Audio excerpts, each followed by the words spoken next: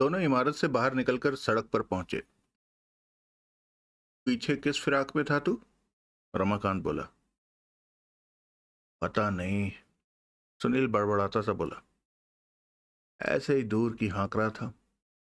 जब मजबूत और चौकस कुछ ना सूझे तो अंधेरे में तीर छोड़ने ही पड़ते हैं, वो निशाने पर लगें या ना लगें। ये बात तो तेरी ठीक है, लेकिन एक बात की तो मुझे गारंटी है, वो लड़का किसी कवर अप की फिराक में तो बराबर है। उसको कोई फसादी जानकारी बराबर है जो कि उसे फिक्र में डाल रही है, पेट में मरोड़ उठा रही है, स्टमक एलिमेंट कर रही है। क्या जानकारी? पता नहीं। फिर क्या बात बनी? नहीं बनी। अब क्या करेगा? कोई और जुगत सोचूंगा बात बनाने की। वो तो तू सोचेगा, सोचेगा तो उस पर अमल करेगा।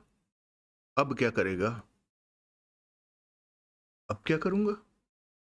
हाँ, मैं परवेश राणा से मिलना चाहता हूँ। नाम सुना हुआ लगता है। कौन है वो? रमाकांत, रमाकांत। ठंड रख, याद आ गया मुझे। तू नागरस डिटेक्टिव एजेंसी के उन दो फील्ड वर्कर्स में से एक की बात कर रहा है जो जनानियों की निगरानी पर थे,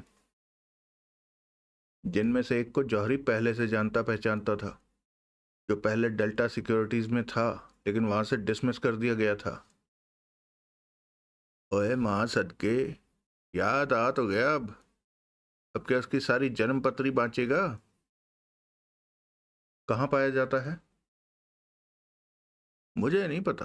खैर, जौहरी से पूछता हूँ। रमाकांत मोबाइल निकालकर फोन करने लगा। उस दौरान सुनील ने एक सिगरेट सुलगा लिया। थोड़ी देर बाद रमाकांत फोन से फारिग हुआ। सुभाष नगर में रहता है? सुभाष नगर? सुनील के माथे पर बल पड़े। जॉर्ज टाउन से 2.5-3 किलोमीटर आगे है। इतनी दूर? मत जा। वो इस वक्त घर होगा? होगा। आज उसका ऑफ है। उसका शनिवार ऑफ होता है? इतवार भी। जौहरी कहता है डिटेक्टिव एजेंसीज के फील्ड ऑपरेटर्स को अक्सर 13-13, 14-14 घंटे की ड्यूटी की शिफ्ट लगानी पड़ती है, इसलिए 2 ऑफ मिलते हैं। ओह, तो अब तू सुभाष नगर जाएगा? अकेला नहीं जाऊंगा। क्यों? जेल बर्ड बताया कि नहीं बताया? ऐसे लोग खतरनाक होते हैं। उसके साथ मुझे अकेले की टूट फूट की गारंटी कौन करेगा? कौन करेगा? तुम्हें नहीं मालूम? नहीं, नहीं मालूम। मालूम होता तो पूछता। ठीक है फिर। सुनील ने आखिरी कश लगाकर सिगरेट को तिलांजलि दी। चलता हूं। पैदल? शाम तक पहुंच जाएगा? देखूंगा। ओए पूतनी दिया, बाँ छुड़ाए जात है। मैं नहीं, वड्डे भापा जी बाँ छुड़ाए जाते हैं, साथ में कार की धौंस दे रहे हैं। एक कार माँ ये भी? ये i20? मैं तेरे पर से 100 मर्सिडीजवा वार के फेंक दूं? तो फिर? मोड़ तक जा, अंगूठा हिला के लिफ्ट मांग, जैसे जनानियां मांगती हैं।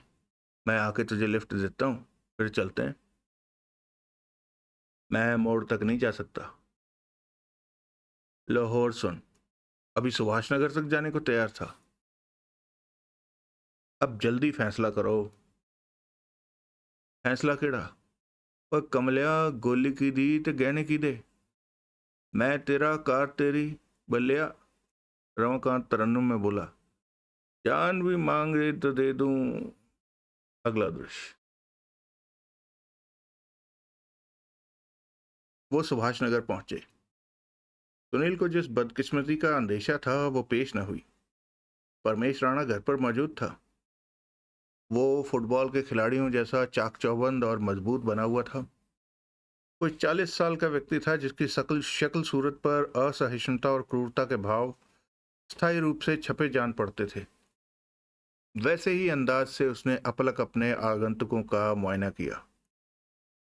परमेश राणा? सुनील ने पूछा। हाँ, वो यूं बोला जैसे बोलता एहसान कर रहा हो।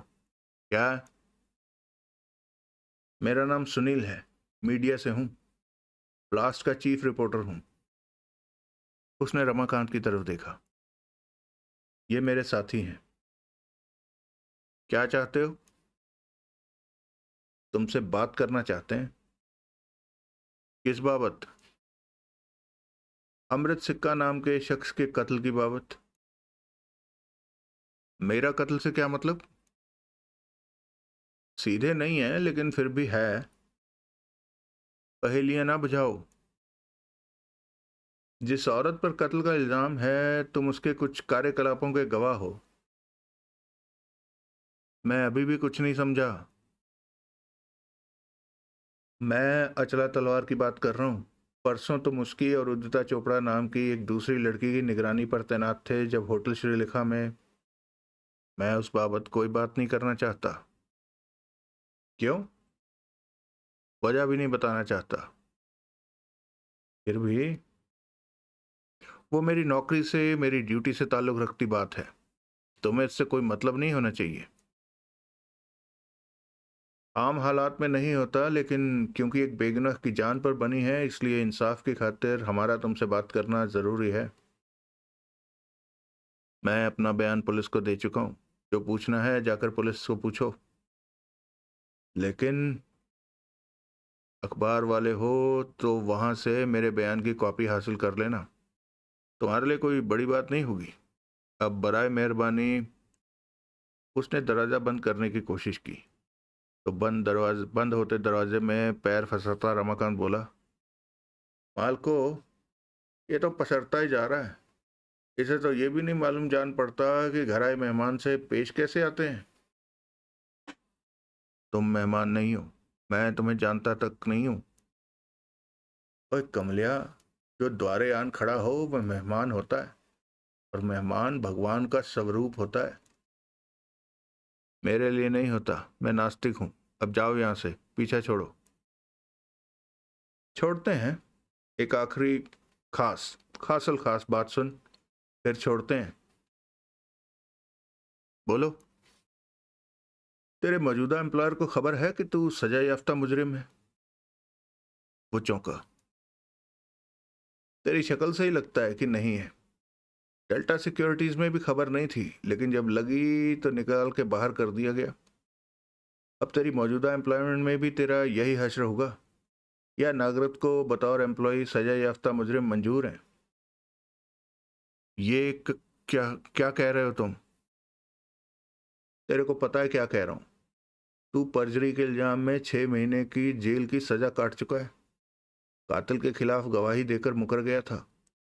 कोई ज्यादा पुरानी बात नहीं है। अभी 3 साल ही हुए हैं तुझे सजा काटे। वो भचक्का सा रमाकांत का मुंह देखने लगा। कमलिया, हाँ, कमला माँ ये वह दाई से पेट छुपाता है। उसने बेचैनी से पहलू बदला। सजा याफ्ता मुजरिम कुमार राणा, अपनी ये हकीकत छिपाकर तूने डेल्टा सिक्योरिटीज में नौकरी हासिल की थी, लेकिन हकीकत उन लोगों से छुपी नहीं रही थी, इसलिए निकाल कर बाहर किया था। अब नागराज डिटेक्टिव एजेंसी में भी तेरा यही हश्र होगा। नहीं। क्यों नहीं? जब उन्हें खबर लगेगी कि तू जेली है तो कैसे लगेगी? मैं बोलूंगा ना जाके। तुम तुम क्यों बोलोगे? ओए काका बल्ली, जो मेरे यार नाल मंदा बोले वो मेरा घोर शत्रु। वो बेचैन दिखाई देने लगा। 2 मिनट हमसे बात करना कबूल करो, सुनील बोला। फिर कम से कम हमारी वजह से तुम्हारा रासफाश नहीं होगा। ये ब्लैकमेल है। तू ना फंस। क्यों फंसता है? रमाकांत तल्खी से बोला। क्या चाहते हो? कुछ खास नहीं, सुनील बोला। खाली ये चाहते हैं कि तुम एक बार पुलिस को दिए अपने बयान को हमारे सामने रिव्यू करो। जो पुलिस को बोला, जो अपने एम्प्लॉयर को अपनी रिपोर्ट के जरिए बोला, वो एक बार दोहरा दो। बस। बस। हाँ। तुम्हारी मर्जी मुझे अपना बयान बदलने के लिए मजबूर करने की तो नहीं है? नहीं। कसम उठवा लो। आओ। उसने रास्ता छोड़ा। उसके पीछे चलते दोनों एक छोटी सी बैठक में पहुंचे। वहां एक दीवार पर एक कैलेंडर टंगा था जिस पर हनुमान जी की तस्वीर थी। ये दारा सिंह की फोटो है? रमाकांत बोला। नहीं, हनुमान जी की, राणा बोला। तूने तो दारा सिंह की समझकर टांगी है ना? नहीं। फिर भी बोला तू नास्तिक है। वो हमारे से पीछा छुड़ाने को झूठ बोला। भगवान के नाम में भी परजरी। बल्ले भाई। बैठो। सब बैठ गए। अब पूछो जो पूछना है, राणा बोला। तुम नागरथ डिटेक्टिव एजेंसी के फील्ड ऑपरेटर हो और मंगलवार सुबह से अपने एक साथी के साथ मुगल बाग संतोषी अपार्टमेंट्स के एक फ्लैट में रहती 2 महिलाओं की निगाहबीनी पर तैनात थे। हाँ। अपनी यही ड्यूटी करते परसों गुरुवार को तुम उन दोनों महिलाओं के पीछे होटल श्रीलेखा पहुंचे थे, जो कि हामिद अली रोड पर है, और उस वक्त 2:45 के करीब का टाइम था, ठीक? हाँ। वहां क्या देखा था? 2:45 बजे वो दोनों औरतें होटल की लॉबी में पहुंची थी। वहां छोटी वाली फोन के साथ मशरूफ हो गई थी और बड़ी वाली लापरवाही से टहलती पिछवाड़े में पहुंच गई थी, जहां की किचन है। और किचन से बाहर पिछवाड़े की गली में कचरे का ड्रम है। उस ड्रम के पास जब वो ठिठकी थी तब उसकी मेरी तरफ पीठ थी। पीठ पीछे से भी मुझे साफ एहसास हुआ था कि उसने कचरे के ड्रम का ढक्कन उठाया था, दूसरे हाथ से भीतर कुछ डाला था और फिर ढक्कन वापस रख दिया था। फौरन बाद वो जिस रास्ते वहां पहुंची थी उसी रास्ते चलती वापस लॉबी में पहुंच गई थी। तब क्या टाइम था? 2:50। लिहाजा पिछवाड़े आने जाने में उसे 5 मिनट लगे थे। हाँ। संतोषी अपार्टमेंट से वो सीधी, बिना कोई डायवर्जन किए, होटल श्रीलेखा पहुंची थी। हाँ। संतोषी अपार्टमेंट से कब रवाना हुई थी? 2:38 पर। एग्जैक्ट टाइम याद है? हाँ, तभी तो बोला, एक्यूरेट रिपोर्टिंग के लिए डिटेक्टिव एजेंसी के फील्ड ऑपरेटर्स को ऐसी बातें नोट करके रखनी पड़ती हैं। आईसी। बड़ी वाली ने, अचला तलवार नाम है जिसका, और जो खास तुम्हारी निगाह में थी, कचरे के ड्रम में क्या डाला था? मुझे नहीं मालूम। नहीं मालूम? लेकिन अभी तो तुमने कहा था। मैंने कहा था कि उसके एक्शन से मुझे ऐसा लगा था कि कुछ डाला था। उसके पीछे तुम उससे कितनी दूर थे? कोई 10 गज दूर था मैं। वो डबल बैरल औरत है? डबल बैरल क्या मतलब? दोहरे बदन की है। ये तकल्लुफ से लिहाज में बोल रहा है, रमाकांत बोला। मोटी है। कहने का मतलब ये है, सुनील बोला, ये ऐसी औरत की पीठ पीछे से ये तो दिखाई देना मुमकिन नहीं रहा होगा कि उसके हाथ क्या क्या कर रहे थे। वो बात ठीक है, लेकिन एक्शन से भी तो अंदाजा होता है कि हाथ क्या कर रहे होंगे। 10 गज दूर से? हाँ, दिन का वक्त हो, निगाह चौकस हो तो 10 गज कोई ज्यादा फासला नहीं होता। इसलिए तुम्हें बराबर अंदाजा है। उसने एक हाथ से ड्रम का ढक्कन उठाया था और दूसरे से भीतर कुछ डाला था। हाँ। लेकिन अंदाजा अंदाजा है। मैं तुम्हारी बात समझ रहा हूं। अंदाजा खामखा का नहीं है। अंदाजे की कोई बुनियाद है। उसको सब्सटेंशिएट करने वाली उसको सब्सटेंशिएट करने वाले कोई टेल एक्शन हैं जिनको मैंने बराबर नोट किया था, लेकिन उन टेल एक्शन से ये नहीं जाना जा सकता था कि असल में उसने अगर डाला था तो ड्रम में क्या डाला था। नहीं, ये नहीं जाना जा सकता था। पीठ पीछे से 10 गज के फासले से उस आइटम को, अगर ऐसी कोई आइटम थी, तुम देख नहीं सकते थे। ये बात तो है। ढक्कन कौन से हाथ से उठाया? बाएं हाथ से। दाएं से भीतर कुछ डाला? हाँ। तुम किसी हाथ को देख नहीं सकते थे क्योंकि दोनों हाथ औरत की विशाल पीठ की ओट में थे। हाँ। फिर तुम्हें क्या पता ढक्कन कौन से हाथ से उठाया और भीतर कौन से हाथ से डाला? ढक्कन का कोना दिखाई दिया ना। ओ, ढक्कन का कोना दिखाई दिया। तुमने वो ड्रम देखा है? हाँ। फिर तो तुम्हें मालूम होना चाहिए कि वो एल्यूमिनियम का बना बहुत बड़ा ड्रम है, जिसका ढक्कन भी उतना ही बड़ा है जितना कि ड्रम का व्यास है। इतना बड़ा ढक्कन उठाए जाने पर पूरे का पूरा किसी की ओट में नहीं आ सकता। ठीक, लेकिन दायां हाथ या उसकी हरकत तुम अपनी पोजीशन से नहीं देख सकते थे। हाँ। कोहनी के बारे में क्या कहते हो? उसकी कोई हरकत तुम्हारे नोटिस में आई थी? हाँ। कंधे की? उसकी भी। इन बातों से तुम्हें अंदाजा हुआ था कि वो बाएं हाथ से ढक्कन उठाकर दाएं हाथ से भीतर कुछ डाल रही थी। हाँ, और उसकी बाबत अब मुझे मालूम है कि वो एक खंजर था, क्योंकि वो खंजर बरामद हो चुका है। हाँ। आला कत्ल खंजर है। वो औरत मर्डर सस्पेक्ट है, इसलिए खंजर उसने डाला। ये दो में दो जोड़कर जवाब 36 निकालने जैसी बात है प्यारेलाल। जवाब निकालना, नतीजे निकालना मेरा काम नहीं।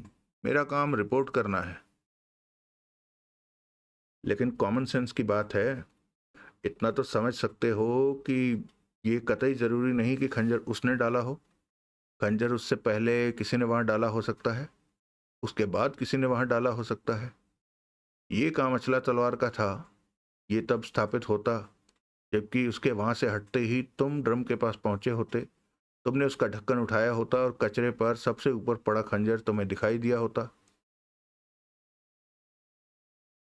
ऐसा भी हुआ होता तो जैसी दलील तुम्हारी है उसकी रूह में तुम तब भी कह देते कि खंजर पहले से वहां पड़ा था। उस औरत के ड्रम के करीब पहुंचने से जरा पहले ही कोई खंजर वहां डाल के गया था। सुनील सक पकाया। जमा, मैंने सुना है कि वो औरत पुलिस के सामने अपनी जुबानी कबूल कर चुकी है कि वो खंजर उसकी मिल्कियत था। मिल्कियत कबूल कर चुकी है, इस्तेमाल भी उसने किया था ये नहीं कबूल कर चुकी। लाश की छाती में पैबस्त जो खंजर पाया गया था उस पर उसकी उंगलियों के निशान थे। तो फिर आलाए कत्ल वो खंजर था। फिर ड्रम से बरामद हुए खंजर को आलाए कत्ल कहने का क्या मतलब? पुलिस से पूछो। मैं इन पचड़ों में नहीं पड़ना चाहता। मेरा काम ऑब्जर्व करना है और ऑब्जर्वेशन को रिपोर्ट करना है। मैंने पहले ही कहा, नतीजे निकालना मेरा काम नहीं है। उस औरत की कचरे के ड्रम के पास हाजिरी की रिपोर्ट अपने ऑफिस को कब की? तभी की। वो एक अहम बात थी इसलिए तभी की। तभी कब? उस औरत के कचरे के ड्रम के पास से हटके लॉबी में वापस पहुंचते ही। किसको?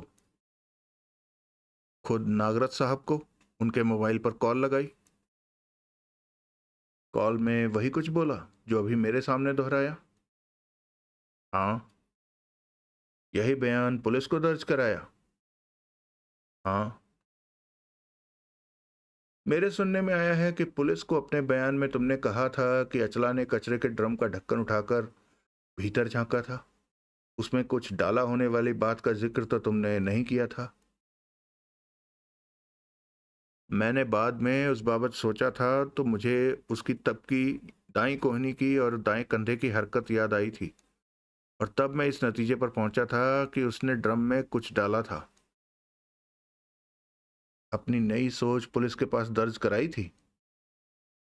हाँ। कब? कत्ल से अगले रोज, कल। ये कि अचला ने, जैसा कि तुमने अपने शुरुआती बयान में कहा था, ड्रम में महज झांका ही नहीं था, उसमें कुछ डाला भी था। हाँ, जो कि खंजर ही हो सकता था। जाहिर है। जाहिर तो नहीं है, लेकिन खैर। ये बताओ, ये अजीब बात नहीं कि जब वो वाकया तुम्हारे जहन में ताज़ा था, तभी होके हटा था, तब तो तुम्हें लगा कि अचला ने ढक्कन उठाकर महज ड्रम में झांका था, लेकिन बात जब 24 घंटे पुरानी हो गई, तो तुम्हें लगा उसने ढक्कन भीतर झांकने के लिए नहीं, कुछ डालने के लिए उठाया था। भीतर झांकने के लिए ढक्कन उठाने का क्या मतलब? एरोमा एंजॉय करना चाहती थी? बहुत स्मार्ट बात कही गुले गुलजार, लेकिन ये स्मार्ट बात तुम्हें पहली ही मर्तबा क्यों ना सूझी? वो हड़बड़ाया। क्या ये सच नहीं कि तुम्हारी सोच में, सूझ में जो इनकलाबी तब्दीली आई, वो ये खबर लगने के बाद आई कि कचरे के ड्रम से खंजर बरामद हुआ था? वो जानकारी हासिल होने के बाद ही तुमने भजना शुरू किया कि उस औरत ने ड्रम में कुछ डाला था, और यूं लपेटकर इस बात को सरकाया कि वो कुछ खंजर हो सकता था। वो खामोश रहा। नहीं, सुनील जिद भरे लहजे से बोला। और भी बात थी, वो दबे स्वर में बोला। अच्छा, और भी बात थी? जिसकी अहमियत मुझे बाद में सूझी थी। अगले रोज? हाँ। पुलिस की खोज ने प्रॉम्प्ट किया तब? यही समझ लो। क्या थी वो बात? जब वो औरत कचरे के ड्रम पर झुकी हुई थी और जब मैंने उसकी दाईं कोहनी और कंधे में हरकत नोट की थी, तब 1 सेकंड को, बल्कि उससे भी कम वक्त को, मुझे उस औरत के जिस्म की ओट से एक चमक सी पैदा होती और फौरन गायब होती लगी थी। कैसी चमक? जो किसी चीज पर सूरज की किरणें के टकराने से पैदा होती है। जैसे शीशे पर से? जैसे शीशे पर से, पॉलिश्ड मेटल पर से, किसी प्रेशियस स्टोन पर से? हाँ। धारदार खंजर के फल पर से? हाँ। ये बात सूझने पर अगले रोज अपना नया बयान दर्ज कराने पुलिस के पास पहुंचे? हाँ। बयान सूझा या सुझाया गया? क्या मतलब? समझो। क्या समझूं? किसी मुलजिम के खिलाफ अपने केस को मजबूत करने के लिए पुलिस अपने गवाहों के जहन में ऐसी बातें सरकाती रहती है। अपने बयान में ये चमक वाली बात जोड़ने का सुझाव कहीं पुलिस का तो नहीं था? नहीं, पुलिस ने मुझे ऐसा कुछ नहीं सुझाया था। पुलिस को ये बात सूट करती है। तुम्हारा नॉर्मल बयान अचला के कचरे के ड्रम के पास सिर्फ हाजिरी लगाता है, कत्ल के केस से कत्ल के केस के लिहाज से साबित कुछ नहीं करता। लेकिन तुम्हारा नया कलरफुल बयान इस बात की तरफ साफ इशारा करता जान पड़ता है कि अचला खंजर ठिकाने लगाने की नीयत से ही ड्रम पर पहुंची थी। मैं कुछ नहीं जानता। जो सच है वो मैंने बयान किया है। या वो बयान किया है जो कोई दूसरा चाहता था कि सच हो? कौन दूसरा? तुम बताओ। ऐसा कोई नहीं था। अचला के किचन के पिछवाड़े में पहुंचने से पहले वो ड्रम तुम्हारी निगाह में था? नहीं। कैसे होता? बतौर डिटेक्टिव मेरा सब्जेक्ट वो दो औरतें थी, कोई ड्रम नहीं था। बाद में रहा हो तुम्हारी निगाहों में? नहीं। उस औरत के वहां से हटते ही मैं भी वहां से हट गया था और वापस लॉबी में पहुंच गया था। तो क्या गारंटी हुई कि कचरे के ड्रम में खंजर अचला ने डाला? वो उसके ड्रम के पास फटकने से पहले किसी ने उसमें डाला हो सकता था। या उसके वहां से हट जाने के बाद किसी ने डाला हो सकता था? खामखा वो खंजर आला कत्ल था और कातिल वो औरत थी। इस लिहाज से आला कत्ल वो खंजर था जो मकतूल की छाती में धंसा पाया गया था और जिस पर बताया जाता है कि प्राइम मर्डर सस्पेक्ट अचला तलवार के फिंगरप्रिंट्स पाए गए थे। जो खंजर ड्रम से बरामद हुआ था उस पर उसकी उंगलियों के निशान नहीं थे, क्योंकि पोंछ दिए थे जैसे खून पोंछ दिया था। लेकिन देखो, मैं इस बहस में नहीं पड़ना चाहता। कातिल वो हो या काला चोर हो, मेरी बला से तुम पुलिस को दिए मेरे बयान की बाबत जानना चाहते थे, जान चुके। बतौर डिटेक्टिव असाइनमेंट की मेरी रिपोर्ट की बाबत जानना चाहते थे, जान चुके। अब कोई और सेवा बताओ। यही सेवा है कि अब फाइनली बोलो, तुम्हें यकीन है कि अचला तलवार ने परसों दोपहर बाद 2:50 पर ड्रम में कुछ डाला था? हाँ। लेकिन परसों 2:50 पर यह यकीन तुम्हें नहीं था? नहीं था, क्योंकि मैंने पहले ही कहा कुछ बातें मेरे जहन में बाद में कौंधी थी। खुद कौंधी थी, पुलिस ने नहीं भरी थी। बार बार एक ही बात पूछने का क्या फायदा? पुलिस ने या किसी और ने? और किसने? मसलन तुम्हारे एम्प्लॉयर ने, नागरथ डिटेक्टिव एजेंसी के संचालक संचालक नागरथ ने। खामखा प्राइवेट डिटेक्टिव का धंधा पुलिस की दया दृष्टि के बिना नहीं चलता। पीडी के पास पुलिस की फेवर हासिल करने के कई तरीके होते हैं। उनमें से एक तरीका उनकी मन माफिक मन भावन बात कहना होता है। तुझको जो हो पसंद वही बात करेंगे, रमाकांत बोला। पुलिस के चप्पू पीढ़ियों का स्लोगन होता है। अब मैं क्या कहूं? राणा असहाय भाव से बोला। जो कहा है वही काफी है। सुनील इकाई उठ खड़ा हुआ। Thank you. दोनों वहां से रुखसत हुए और जाकर कार में सवार हुए। क्या कहता है? रमाकांत बोला। जो कुछ पीछे हुआ उसकी बाबत अपने विचार प्रकट कर। इस आदमी को, सुनील संजीदगी से बोला, झूठ बोलने का तजुर्बा है। वो तो है ही, जेल ही इसी वजह से गया था। किसी मामूली बात को रफू करके, एम्ब्रॉयडरी करके, सजा सवार कर पेश करना इसके लिए कोई बड़ी बात नहीं। वो जो चमक वाली रिफ्लेक्शन वाली बात इसने कही, वो मुझे बिल्कुल मुतमईन नहीं कर रही। अपना काम ऑब्जर्वेशन बताता है। ऑब्जर्व करने के लायक पहले तो सिर से गुजर गई, फिर अगले दिन याद आ गई, बात भी और उसकी अहमियत भी। ये कोई मानने की बात है? किसी ने सिखाया पढ़ाया? हाँ। ड्रम में खंजर बेबे नहीं डाला इस बात को मजबूत करने के लिए, स्थापित करने के लिए। हाँ। किसने किया होगा ऐसा? पुलिस गवाहों को ऐसी पट्टी आम पढ़ाती है, लेकिन ये जिस मदारी का बंदर है, क्योंकि वो पीढ़ी है इसलिए ऐसा करने वाला वो भी हो सकता है। वजह? इसके अलावा कोई वजह बोल कि ये भी पुलिस का सगा बन के दिखाने का एक तरीका है।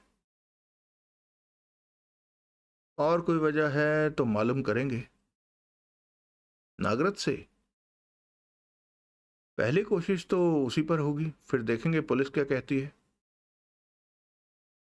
ठीक है, अब आगे क्या इरादा है? आगे वड्डे पापा जी से एक मेहरबानी और हासिल करने का इरादा है। नेक इरादा है? मालूम पड़ गया माई एवेन्यू कि मैं शनिवार को मेहरबानियों की खैरात बांटता हूँ। खैरात बांटना एक धार्मिक काम है, इसके लिए कोई खास दिन मुकर्रर होना जरूरी नहीं। पक्का पता है तेरे को? हाँ। कोई खास ज्ञानी ध्यानी बोला? मैं खुद ही खास ज्ञानी ध्यानी हूं। कभी भनक तो न लगने दी? दी, बराबर दी। इस वक्त ध्यान नहीं कर पा रहे हो? अच्छा, कोशिश करो, कुछ ना कुछ याद जरूर आएगा। रमाकांत ने एक सिगरेट सुलगाया और उसका लंबा कश लगाया। फिर बोला, हाँ यार, जब तेरे एक हाथ में घूंट का गिलास और दूसरे में सूटा होता है तो ज्ञानियों ध्यानियों जैसे इंटेलिजेंट इंटेलिजेंट एक्सप्रेशन आ जाते हैं तेरी अदरवाइज फिटे मुंह शक्ल पर। देखा, याद आ गया ना।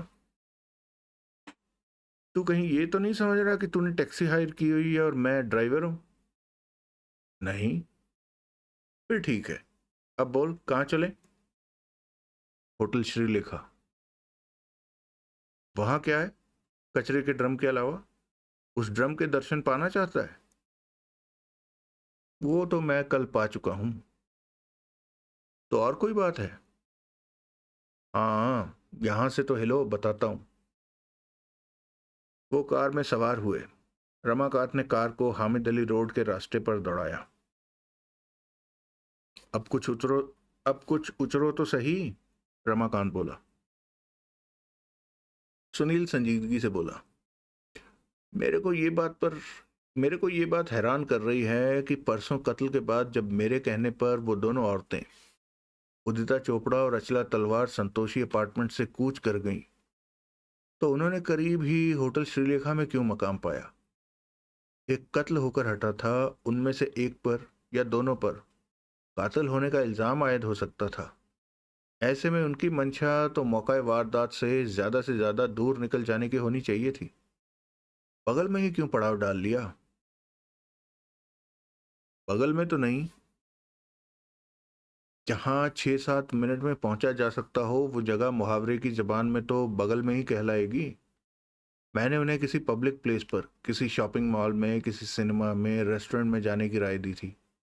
शहर की अनगिनत ऐसी जगहों को छोड़कर उन्होंने श्रीलेखा को चुना। इसके पीछे कोई वजह होनी चाहिए। वहां उनका कोई वाकिफ, कोई हिमायती होगा। अव्वल तो ऐसा मुमकिन नहीं जान पड़ता था, तो क्या क्या हिमायत कर सकता था? तू बता। फिर लॉबी के अलावा तो वहां वो कहीं गई ही नहीं। लॉबी में हिमायती मिला होता तो परमेश राणा इन कंपनी की निगाह में आया होता और उनके जरिए आगे पुलिस को उसकी खबर होती। तो फिर क्या पता अचला तलवार कभी बतौर गेस्ट उस होटल में ठहरी हो। हाँ यार, ये हो सकता है, लेकिन क्या? वो मामूली और है वो मामूली हैसियत की औरत है। कैसे वो उस होटल का रूम रेंट अफोर्ड कर सकती होगी? डिपेंड करता है। अगर वो वहां ठहरी होगी तो खर्चा भी अफोर्ड किया ही होगा। श्रीलेखा चलते हैं, देखते हैं, सूंघते हैं, शायद कुछ मालूम पड़े। हाँ, ये वे अन्य कुत्ते। रमाकांत, प्लीज। ठीक है, तू कहता है तो। अगला दृश्य। वो होटल श्रीलेखा पहुंचे और आगे मैनेजर से मिले। सुनील ने उसे अपना परिचय दिया और बोला, परसों मुगलबाग संतोषी अपार्टमेंट्स में जो कत्ल हुआ था उसके सिलसिले में आपका होटल भी फोकस में है, क्योंकि यहाँ से मर्डर मर्डर वेपन बरामद हुआ बताया जाता है। होटल से नहीं, उसने प्रतिवाद किया। होटल के बाहर से, किचन के पिछवाड़े की गली से। ऐसे ही सही। हम अपने संडे सप्लीमेंट में उस कत्ल पर एक फीचर स्टोरी छापना चाहते हैं, जिसकी तैयारी के सिलसिले में हम आपसे कुछ जानकारी हासिल होने की उम्मीद से यहाँ आए हैं। क्या जानकारी चाहते हैं? आपको मालूम होगा कि कत्ल का इल्जाम अचला तलवार नाम की एक अधेड़ महिला पर है, जिसने कि मर्डर वेपन यहाँ के एक कचरे के ड्रम में फेंका बताया जाता है, और जो गिरफ्तार है। मालूम है, पेपर में भी पढ़ा है और टीवी पर भी देखा है। अपना रिकॉर्ड देखकर आप बता सकते हैं कि क्या कभी ये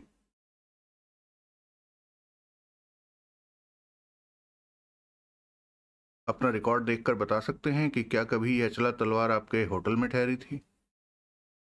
वो सोचने लगा। आजकल तो सब कुछ कंप्यूटराइज्ड होता है, क्या प्रॉब्लम है? प्रॉब्लम तो कोई नहीं। तो फिर मेहरबानी कीजिए। मैं यहाँ नया हूँ।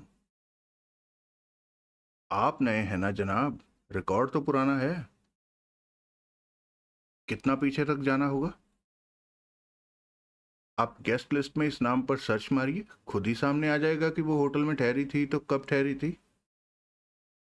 सहमति में सिर हिलाते वो रिसेप्शन के पीछे गया और वहां पड़े कंप्यूटर के हवाले हुआ। रमाकांत ने अपना चार मीनार का पैकेट निकाला। नो स्मोकिंग जोन है, सुनील धीमे से बोला। रमाकांत ने उस पिलर पर निगाह डाली जिस पर नो स्मोकिंग लिखा था। उसने पैकेट वापस जेब में रख लिया। गोली वज्जे, ये भी नो स्मोकिंग नो। मैनेजर वापस लौटा। दूर से ही वो इंकार में सिर हिलाता आ रहा था। ठीक है, सुनील जबरन मुस्कुराता बोला। Thank you. वो मैनेजर से अलग हुए। पिछवाड़े में चलो, सुनील बोला। पिछवाड़े में?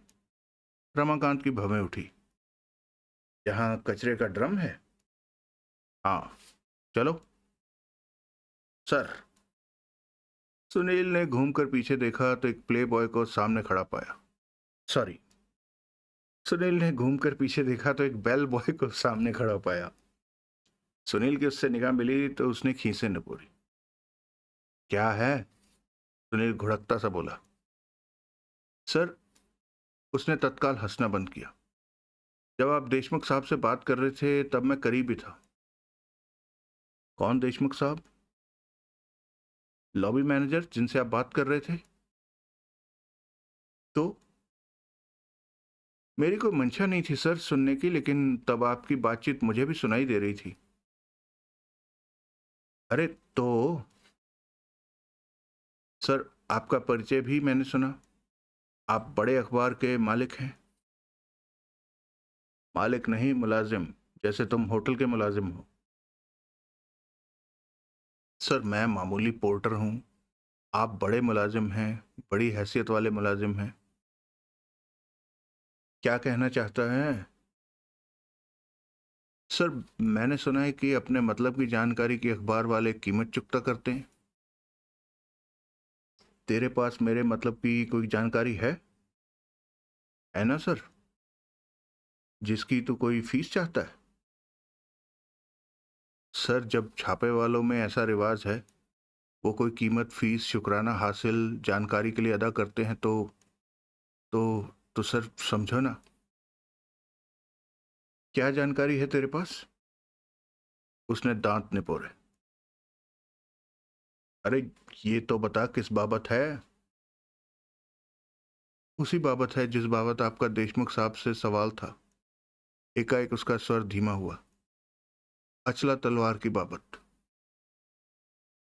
सुनील सकपकाया। उसने घूर कर बेल बॉय की तरफ देखा।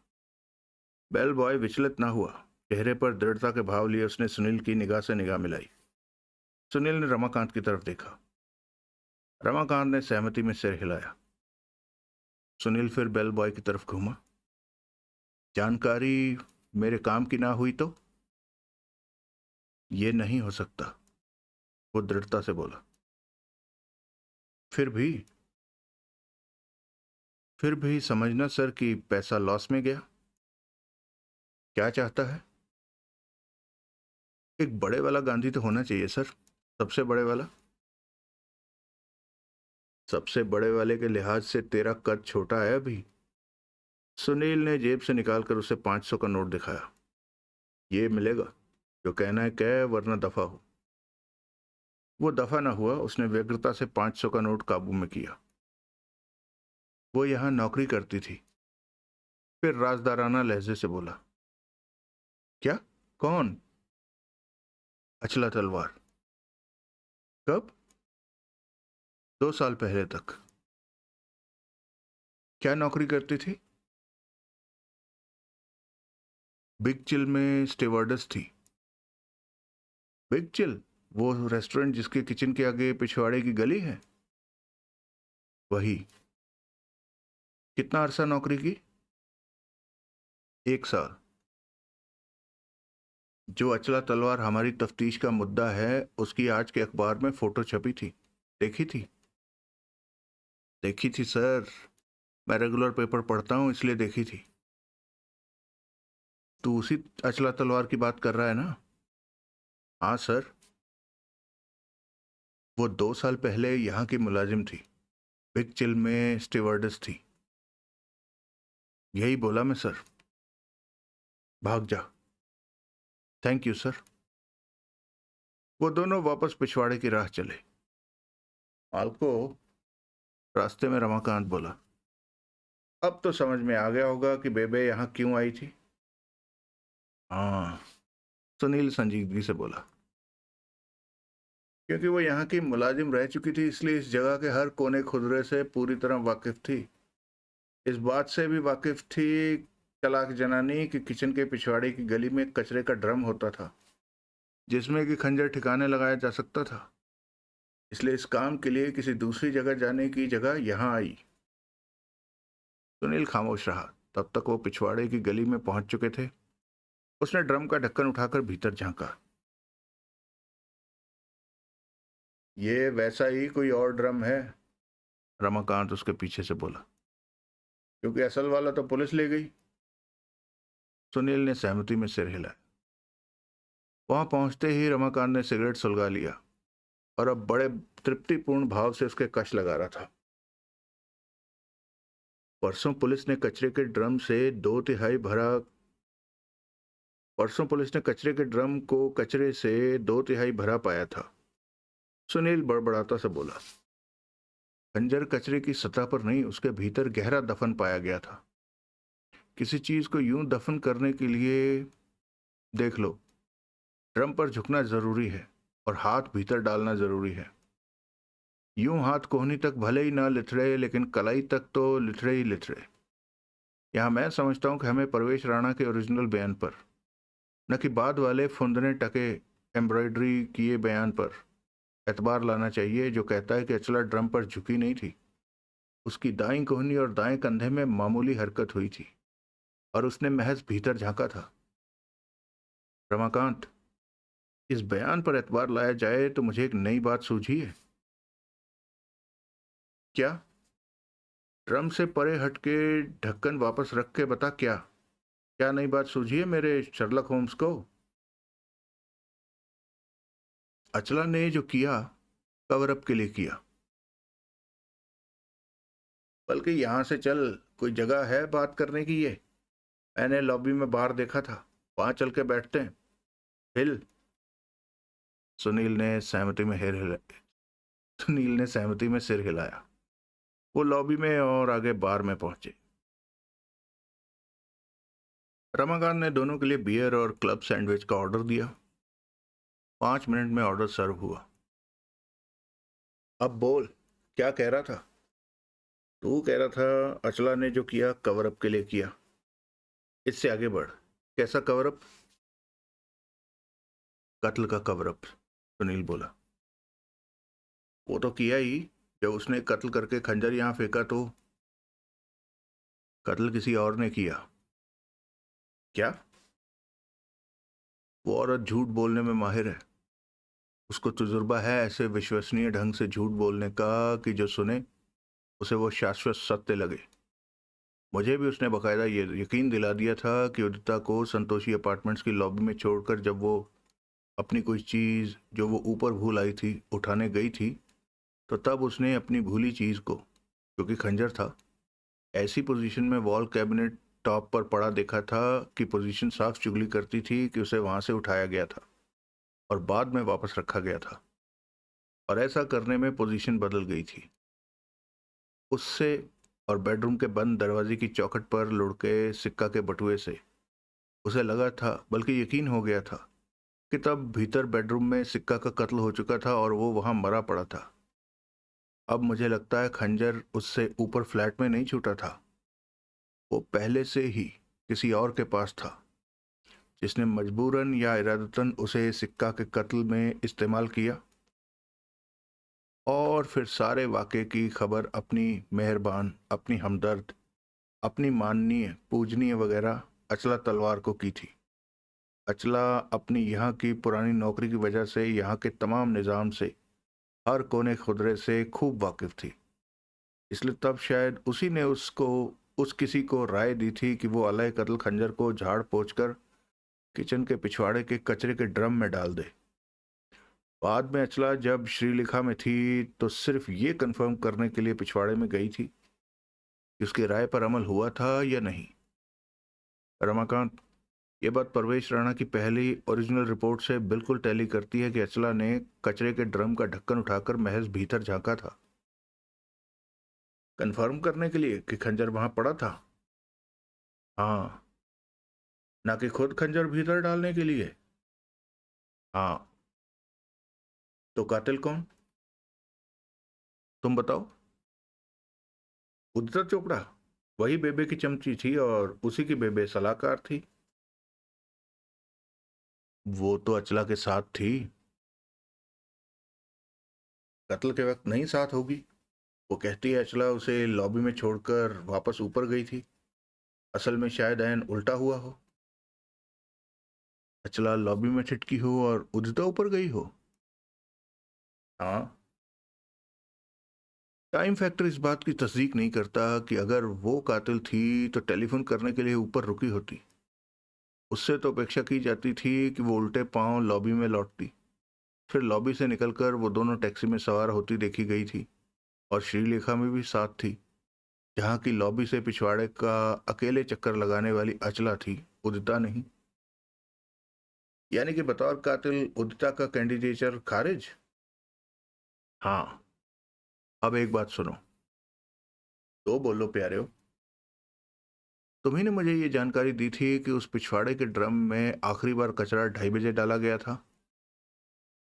हाँ, जौहरी कहता है कि तब कोई कचरे की बहुत बड़ी लबालब भरी बाल्टी लेकर किचन से निकला था और उसने वो बाल्टी ड्रम में पलटी थी। काका बल्ली, तूने इस बात को याद किया तो मुझे भी एक बात याद आ गई। कौन सी बात? ड्रम में उस रोज दिन में आखिरी बार कचरा डालने वाले उस वर्कर से पुलिस ये कहलवाने की कोशिश कर रही है कि उस वक्त टाइम 2:30 बजे का नहीं 3 बजे का था। लेकिन वो आदमी ये कहने को तैयार नहीं, क्योंकि उसने अपने कई साथी कर्मचारियों को पहले ही बोला हुआ था कि उसने 3 बजे राजनगर सेंट्रल स्टेशन पहुंचकर अपनी सास को रिसीव करना था। इसलिए 2:35 तक हर हाल में उसने श्रीलेखा से निकल जाना था। वो कहता है कि बात कई तरीकों से स्थापित हो सकती है कि 3 बजे वो रेलवे स्टेशन पर अपनी सास को पैरी पौना बोल रहा था। मालको, इस जानकारी का सोर्स भी वही वर्कर था कि कचरे की अपने वाली बाल्टी ड्रम में पलटने के बाद ड्रम कचरे से 2/3 भर गया था। गुड। अब जो मैं कहना चाहता हूं वो सुनो। अगर उस कर्मचारी ने जो कहा सच कहा तो ये बात अपने आप ही हकीकत का दर्जा अख्तियार कर लेती है कि ड्रम में खंजर 2:30 बजे से पहले डाला गया था। तो वो उस कर्मचारी को क्यों ना दिखाई दिया? काहे को दिखाई देता? उसने ड्रम में झांक के क्या लेना था? उसने तो ढक्कन उठाकर ड्रम के साथ खड़ा किया होगा और कचरे की बाल्टी उसमें उलट दी होगी। खंजर उसके डाले कचरे के नीचे दफन। और क्या? फिर जब बाद में बेबे ने अचला तलवार ने जाकर इस ड्रम में झांका तो खंजर तो उसे दिखाई नहीं दिया होगा। Exactly exactly। तो वो खंजर वहां कहां से आया? किसी और ने डाला। चलो मान लिया उदिता ने डाला। कत्ल के बाद जब उस पर सिक्का वाले ब्लड ग्रुप के अवशेष पाए गए थे तो जाहिर है कि कत्ल के बाद। लेकिन कत्ल तो 2:30 बजे हुआ बताया जा रहा है। इतनी एक्यूरेसी से कैसे कत्ल का टाइम प्रिडिक्ट किया जा सकता है? ये पूछना अब सूझा तुझे?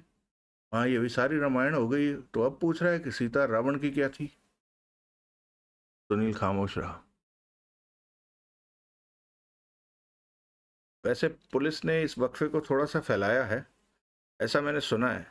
20 मिनट की गुंजाइश के साथ फैलाया है उन्होंने। वो कहते हैं कि कत्ल 2:25 और 2:45 के बीच हुआ था। ये भी बहुत एक्यूरेट है। कोई अलग से सबूत, जैसे कि कत्ल के वक्त का कोई चश्मदीद गवाह हो, हासिल ना हो तो 20 मिनट के गैप से भी कत्ल का टाइम फिक्स करना मुश्किल है पोस्टमार्टम करने वाले डॉक्टर के लिए। जिस डॉक्टर ने पोस्टमार्टम किया है उसका नाम हरीश वालिया है और इत्तेफाक से मैं उससे वाकिफ हूँ। वही वाकिफ है तो मिलना था उससे। मिला था, आज सुबह ही मिला था। बतौर एक्सपर्ट उसने जो कत्ल का टाइम मुकर्रर किया है वो दोपहर बाद 1:30 और 3:30 के बीच का है। फिर भी पुलिस 2:25 और 2:45 के वक्फे के गीत गा रही है, क्योंकि वो पहले से अपना फाइनल फैसला किए बैठे हैं कि कातिला अचला तलवार है, क्योंकि उनका निर्धारित किया गया 20 मिनट का वक्फा अचला की मौका वारदात की मूवमेंट्स पर एन फिट बैठता है। बैठता होगा। तू अभी नए सुझाए कातिल की बात कर। उदिता चोपड़ा 2:30 से थोड़ा पहले तक संतोषी अपार्टमेंट्स वाले फ्लैट में थी, मौका वारदात पर। आइंदा 10-11 मिनट तक वो नीचे लॉबी में ही थी। बकौल परमेश राणा 2:28 पर वो दोनों औरतें वहां से निकली थी और टैक्सी पर सवार होकर 7-1 मिनट में 2:45 तक होटल श्रीलेखा पहुंच गई थी। कत्ल कब हुआ? अगर उनमें से किसी ने ना किया तो जाहिर है कि उनकी गैर हाजिरी में हुआ। ये तो पुलिस वाला ही वक्फा हुआ तो सही भाई। अगर कातिल उन दोनों औरतों में से कोई, खासतौर से असला तलवार है, तो क्या खराबी है उनकी सोच में? कोई नहीं, लेकिन और लोग भी तो थे इनको उस वक्फे के दौरान सहज स्वाभाविक तौर पर फ्लैट में दाखिल होने की सुविधा थी। और लोग कौन? ऐसे लोगों में सबसे पहले तो फ्लैट की occupant lease holder Sujata Saxena ही है। उसके पास तो फ्लैट की चाबी भी होगी। क्यों नहीं होगी? आखिर फ्लैट उसका है। ठीक। कत्ल के वक्त वो कहाँ थी इस बारे में निश्चित रूप से कुछ कहना मुहाल है। खुद अपनी जवानी खुद अपनी जुबानी जो वो कहती है वो ये है कि पहले वो शंकर रोड पर रुचि नाम के रेस्टोरेंट में शोभित शुक्ला के साथ लंच पर थी। फिर वहां से रुखसत पाकर उस दूसरे रेस्टोरेंट में गई थी जो कि लंच के लिए मकतूल सिक्का का फेवरेट ठिया था। लेकिन ये बात वो किसी तरह स्थापित नहीं कर सकती, क्योंकि कहती है कि सिक्का उसे वहां नहीं मिला था। मिला भी होता तो क्या? अब क्या वो अब क्या वो रखा है गवाही के लिए? ठीक। कहती है उसने सिक्का के लिए कॉल भी लगाई थी। कहाँ लगाई होगी कॉल?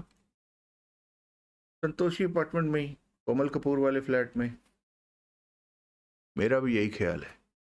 इम्पर्सनेशन का तमाम सिलसिला आखिर तो वहीं से कंट्रोल करता था। वहां कॉल लगाई फिर?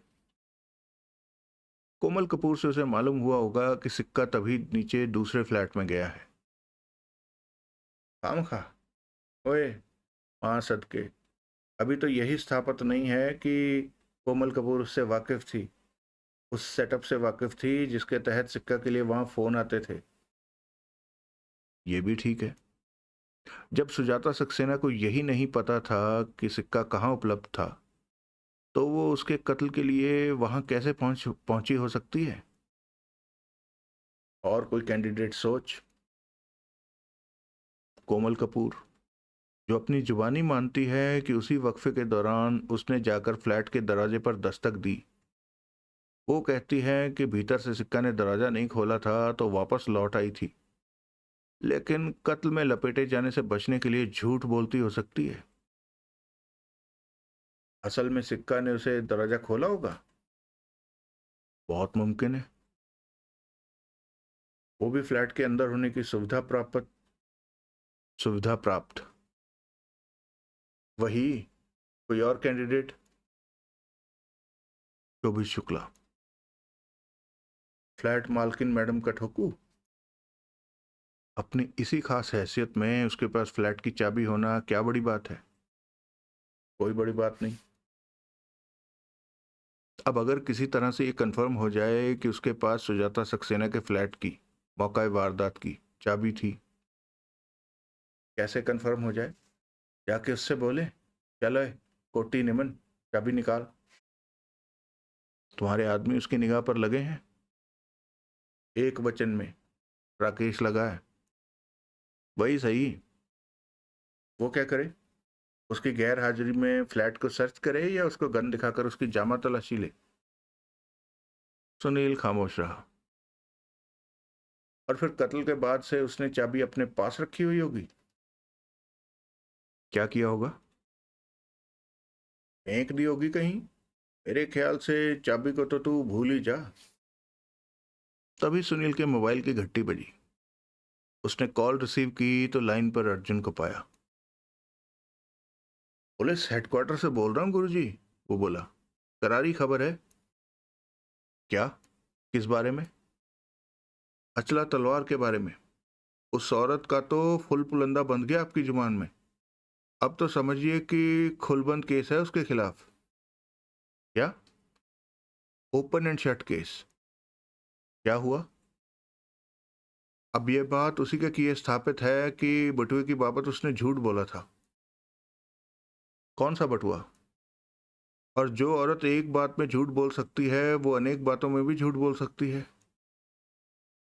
अरे बटुए की बात कर, कौन सा बटुआ? ही गुरुजी, एक ही तो बटुआ तस्वीर में फिट है। मकतूल अमृत सिक्का का बटुआ जिसमें कि 100-100 डॉलर के 50 नोट थे। अब क्या कहती है वो उसके बारे में? अब जो कहती है वो उससे ऐन उलट है जो उसने पहले कहा था। पहले उसने कहा था कि बटुआ उसे बेडरूम में बंद दरवाजे के बाहर फर्श पर पड़ा मिला था और उसने उसे सिक्का को हिफाजत से लौटा देने के इरादे से उठा लिया था। अब क्या कहती है? पुलिस के दबाव के नीचे टूटकर अब कहती है कि बटुआ उसे तब नहीं मिला था जबकि उसने उदिता चोपड़ा के साथ 2:30 बजे के करीब वहां से कूच किया था, बल्कि तब मिला था जबकि वो दोनों अपनी लंबी शॉपिंग से फारिग होकर शाम को फ्लैट में लौटी थी। तब उदिता आते ही फोन के हवाले हो गई थी और वो अकेली बेडरूम में पहुंची थी तो उसने सिक्का को वहां कुर्सी पर मरा पड़ा पाया और बटुआ उसके कदमों के करीब बेडरूम के फर्श पर पड़ा था। लिहाजा बकौल उसके उसे सिक्का के कत्ल की खबर थी। वो जानती थी कि बटुआ उसे लौटाया नहीं जा सकता था और बड़ी रकम के लालच के हवाले होकर उसने बटुआ उठाकर अपने काबू में कर लिया। गुरुजी, इसकी पुलिस की तर्जुमानी ये है कि उसे कत्ल की खबर इसलिए थी क्योंकि कत्ल किया ही उसने था और उसने ये सोचकर बटुआ अपने कब्जे में किया था कि किसी को कभी मालूम नहीं हो पाएगा कि मकतूल का बटुआ कहाँ गया। आई सी। तूने पुलिस के दबाव की बात कही, उसके नीचे आकर टूटने की बात कही। पुलिस उससे कबूलवा पाई कि वो कातिल है? मेरी जानकारी में तो नहीं।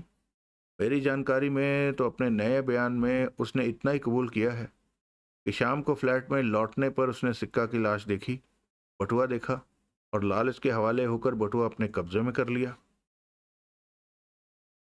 लालच के हवाले होकर यह काम किया था तो नोट निकाल के बटुआ फेंक क्यों ना दिया, पास क्यों रखे रही?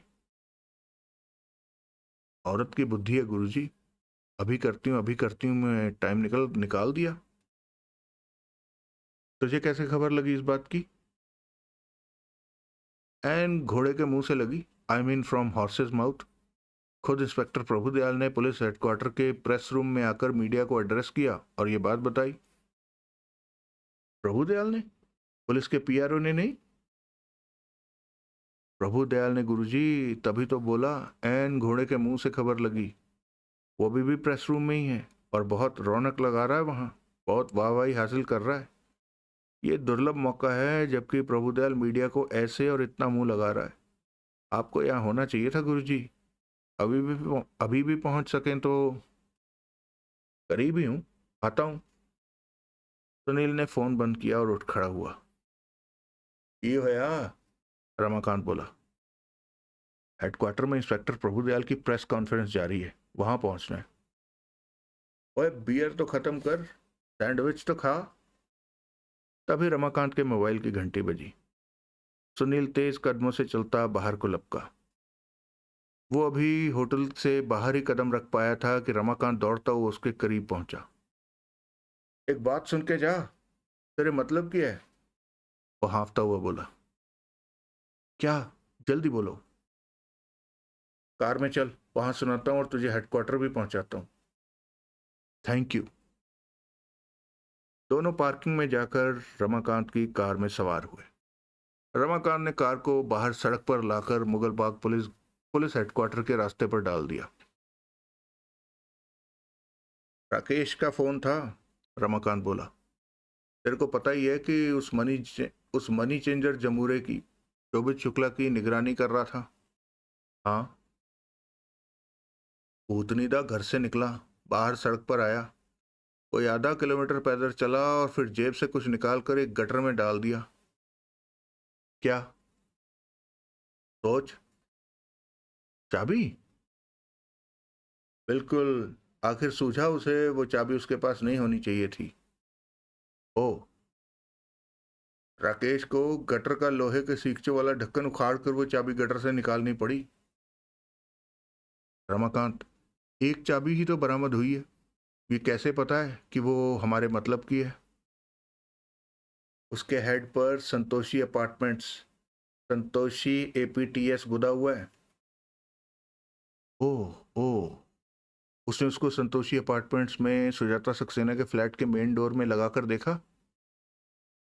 अभी कहाँ देखा, अभी तो वो उस जमूरे के ही पीछे है।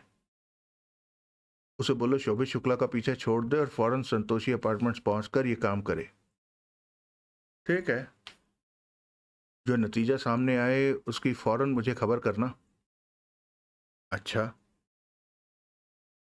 कार चलाते चलाते ही रमाकांत ने मोबाइल पर राकेश को कॉल लगाई और निर्देश दोहराया। अब मेरी समझ में आ रहा है कि क्या हुआ होगा, सुनील बड़बड़ाया। क्या हुआ होगा? इस लड़के ने, शोभित शुक्ला ने सुजाता सक्सेना को रुचि में लंच के दौरान बताया होगा कि अमृत सिक्का उससे मिला था और क्या कहता था। सुजाता सक्सेना तत्काल समझ गई कि वो ब्लैकमेल की तरफ स्पष्ट इशारा था। फिर उस औरत ने, तेरी मंजिल आ गई। ओह। रमाकांत ने हेडक्वार्टर की लॉबी में ले जाकर कार रोकी। सुनील ने कार को अपनी तरफ के दरवाजे के हैंडल को थामा, ठिठका, फिर वापस रमाकांत की तरफ घूमा। की होया? रमाकांत बोला। सुबह मैं एक बात पूछना भूल गया था, सुनील बोला। ये चाइना पर्ल कहाँ है? बोला तो था मैंने, खुर्शीद आर्केड में। वो कहाँ है? मुगल बाग में। कुछ याद नहीं रहता तेरे को? क्यों कल पा रहे हो? मुगल बाग में खुर्शीद आर्केड कहाँ है ये पूछ रहा हूं मैं। अच्छा वो। हाँ। यार ये तो मैंने नहीं पूछा। बढ़िया, मैं पता करके तेरे को तत्काल खबर करता हूँ। ठीक है। सुनील कार से निकलकर लपकता हुआ लॉबी में दाखिल हुआ।